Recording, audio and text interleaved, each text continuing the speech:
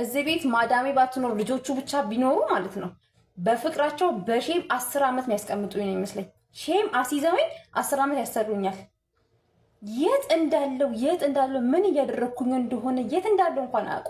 ምን እያደረኩኝ ልተኛ ልነሳል ምን እያደረኩኝ ነው? ለምንድን ነው በጠዋት ተነሽ ይሉኛል። 2 ሰዓት ተነስቼ ተኝ እንጂ ቢ እንጂ ካልበላው ዱላ ነው የሚቀራቸው። ዱላ ልጆቹ እሷ ናት ስራም አሰሪም የሆነችብኝ።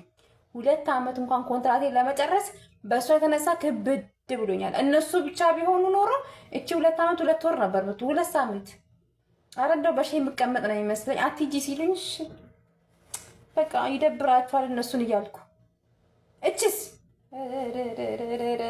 እንደው ማን የፈጠራት ሰውየው ራሱን የቻለ ምን አይነት ምርጥ ሰው ልጆቹ እንደዚህ እሷ ከየት አባቷ እንከየት አምጥተዋት ይሆን?